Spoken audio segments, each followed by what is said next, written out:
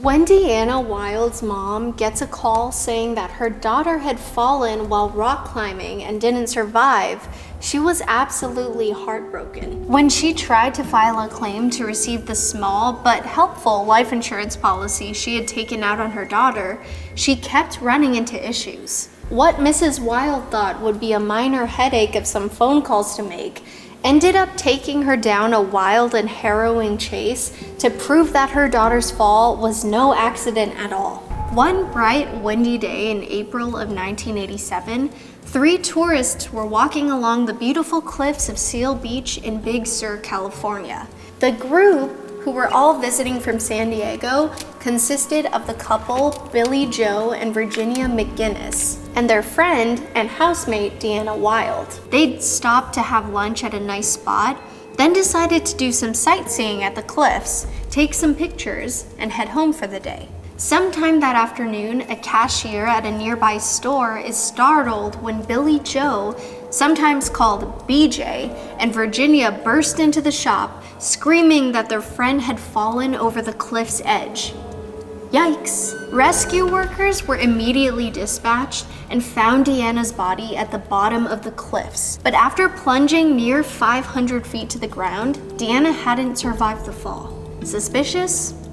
Not exactly. This unfortunately wasn't an uncommon occurrence that happened on the cliffs. Emergency dispatchers apparently receive a few of these types of calls a year, especially once the summer months hit and the weather warms up. Tourists who aren't familiar with the strong gusts of wind and loose gravel would sometimes try to get that perfect shot of that sparkling water and would lean a little too far and lose their footing. So think twice next time before you do it for the gram. When the investigators asked the couple what happened, the couple said they were walking along the side of the cliffs with Deanna after they decided to return to the car. Billy Joe and Virginia had turned around and said Deanna wanted to look out at the view one last time, then would join them. In a matter of seconds, the couple turned around and Deanna was gone. They rushed to the cliff's edge, only to see the 500-foot drop, so they ran for help. One of the worst parts about the case was that investigators found out that Deanna had an intense fear of heights and that it was one of her biggest phobias.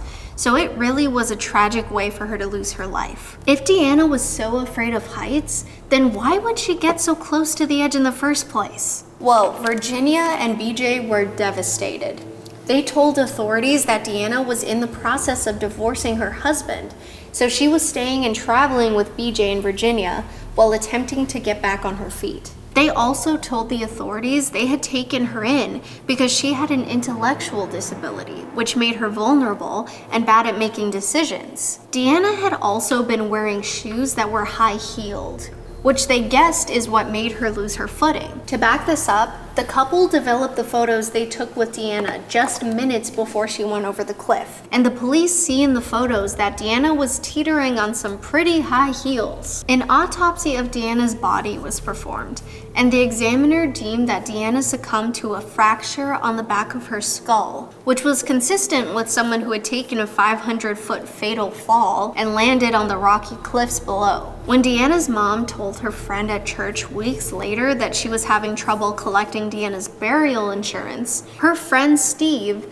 a successful corporate lawyer, agreed to help her out. Deanna's mom, Bobby, also confided to Steve that she was having trouble accepting that her daughter's fall was an accident, and that her gut kept telling her that something felt wrong. And oh, Bobby, how right your instincts are. Deanna officially hired Steve as her private investigator, and one of the first things that Steve notices is that no photographs had been taken of the crime scene. He was also extremely disappointed in the autopsy work of the coroner, who only did a routine autopsy as opposed to a more thorough investigation. This made it impossible to prove to the insurance companies or courts what the exact COD was. But when Steve scoured over the photographs of Deanna and the McGinnises that day, the photos told an entirely different story from what the couple said went down. In the photos taken at the beginning of the day, Deanna is seen posing and smiling in front of the cliffs. But in the photographs taken a few hours later, Deanna's appearance has drastically changed. She appears exhausted, sleepy, and is leaning against BJ in a lot of the photos, almost like slumped onto him. Her eyes are half open, and she's no longer smiling, but staring blankly into the lens of the camera.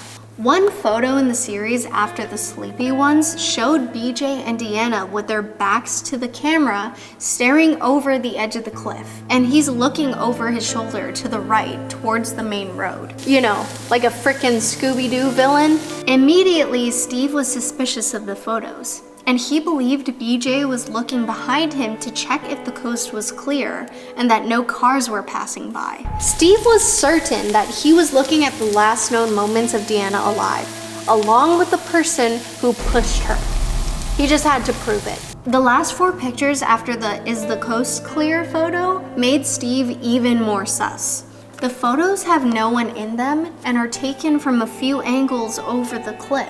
The first photo is looking down the cliff, showing the area where Deanna fell. The next 2 photos are a panoramic view of the cliffs, and the final photo is a shot of the road directly behind them. Well, what do we have here? Steve believed that this was Virginia surveilling the scene through the viewfinder in the camera to make sure no one had seen what they did. I guess thank goodness that Virginia's pea brain wasn't advanced enough for her to throw away these photos, because instead, she stupidly gave them to the police. This accidental fall was beginning to seem not so accidental. And thanks to Steve, the authorities began investigating to try to figure out if there was any motive for BJ to push Deanna off the cliff. And what do you know? As if Billy and Virginia wanted to solve the case for them, the detectives discovered they had taken out a $35,000 life insurance policy on Deanna only 1 day before her fall. So the detectives went to the insurance agent that the couple went to and spoke with the man who told them that Virginia asked him a question on the way out the door that stuck out to him. She asked if the life insurance policy was still applicable if the fatality was an accident. And the agent was like, yes. 1 day after Deanna's fall, and 2 days after setting up the life insurance policy, Virginia filed to collect the insurance and showed back up to the agent, who was like, no freaking way. The name listed as the beneficiary on the policy was their son, James Coates, who was currently serving time in prison. He had been listed as Deanna's fiance, even though he and Deanna were currently married to other people. The insurance agent didn't want to suspect the worst, and said it has happened before where people have the unfortunate luck of taking out a life insurance policy only for the person to pass the next day. To quote Steve on what he thought of this coincidence, "It's not proof, but it sure stinks." Now the authorities had reason to believe they were no longer looking at an accident, but a well-executed scheme. They just had to prove it. But how do you prove this theory with not a whole lot of evidence? Deanna's autopsy is regularly commented on by investigators as barely meeting the standards, and bashed by Steve as shoddy work due to the fact that the person performing the autopsy was not a forensic pathologist, meaning they weren't looking for signs of foul play. But the examiner did something during that autopsy that is virtually unheard of as far as autopsies go back in those days, that would end up sealing the fate in Deanna's case. He took a vial of Deanna's vital fluid. Oh snap. For reasons unclear, the examiner kept the vial, and there it sat in refrigerated storage for 2 years until it would be taken out for re-examination. The sample was sent to be tested for traces of any substances in Deanna's system that would have made her appear the way she did in those photographs. When the sample comes back from the lab, they find traces of a medication commonly used to treat depression called Elavil. For someone who had never taken an antidepressant in their life, a medication like Elavil would have made Deanna quite drowsy, according to forensic pathologists. So they now had reason to suspect that Deanna was slipped a pill unknowingly. And did Deanna know anyone who took Elavil for their depression? Of course she did. Her faux father-in-law, BJ. The investigators speculated that BJ must have slipped Deanna his Elavil at some point during the lunch they'd eaten at the diner 2 hours before. The waitress at the diner said Deanna ordered a soft drink, And that's what detectives believe BJ used to dissolve the pill in. But they had no way of proving this, so they turned in another direction for proof: the photos of Deanna's autopsy. A forensic pathologist examined the photos and noticed two jarring details, which had barely been mentioned in the original autopsy report. The first was the fact that Deanna had wounds on the back of her hands, but not on her palms, and her fingernails were all broken. The broken fingernails indicated that Deanna hadn't just fallen, but she'd fallen and managed to hang on by her fingertips before she actually went down. But what didn't make sense about this was that she didn't have any scrapes on her palms, only deep wounds and bruises on the back of her hands. She couldn't prove it, but the pathologist had a theory. She believed that Deanna was originally pushed, but she'd managed to hang on and catch herself on the edge, which explains the damage to her nails and fingertips. She then assumed that BJ either stomped on her hands or used a sharp object to strike the back of her hands until she was forced to let go.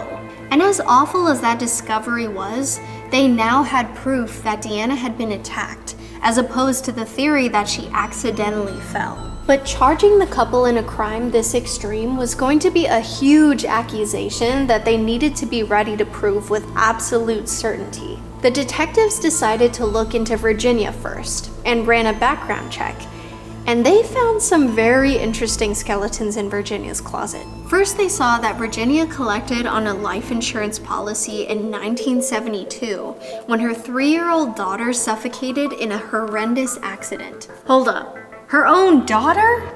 Then in 1974, Virginia's former husband, Sylvester, passed under mysterious circumstances. And once again, Ginny collected her pretty penny. In 1986, Virginia's next victim was her own freaking mother, who suffered a heart attack under mysterious circumstances, and she collected insurance money yet again. Oh yeah, and did I mention that every house she lived in burned to the ground?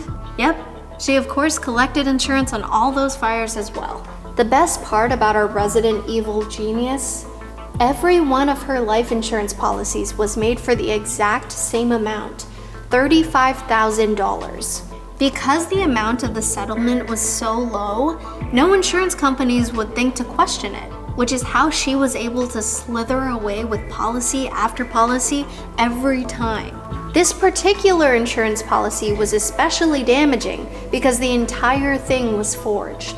She faked the witness signature of her neighbor and even spelled the lady's name wrong. They forced Virginia to submit a handwriting sample and proved that she had forged the document. 2 years after Deanna's fatal fall, Billy Joe and Virginia McGinnis were arrested and charged with taking the life of Deanna for their own financial gain. BJ never made it to trial and passed away while sitting in jail. When Virginia finally took the stand, she tried to claim all of a sudden that she was no longer there at the scene of the crime and said she wasn't in any of the pictures, only BJ. But prosecutors pointed out that the shadow of the photographer was clearly visible, and they knew the position of the sun in the sky thanks to the time of the 911 call. And because they were the real geniuses here, they used the mother effing Pythagorean theorem to prove the height of the shadow was the exact height of Virginia McGinnis,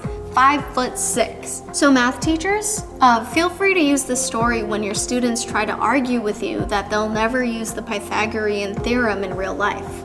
The prosecution argued that Virginia saw the vulnerable Deanna in the middle of a divorce and jumped at her chance. She was a skilled con artist and knew an easy target when she saw one. Poor Deanna didn't stand a chance against this black widow. After 4 days of deliberating, the jury ruled that Virginia was guilty in the first degree, so she was sentenced to life in prison. In 2011, Virginia McGinnis passed away at the ripe old age of 74 and has still never officially been brought to justice for her suspected 3 other victims. And that is the story of how broken fingernails, some sketchy photos, the Pythagorean theorem, and a lawyer who wouldn't give up solved the case of Deana Wild and put a black widow behind bars. And it looks like our stuffed mushrooms are just about done. You know whose mushrooms I'd like to stuff? Oh, sorry, I guess we're out of time. Bye!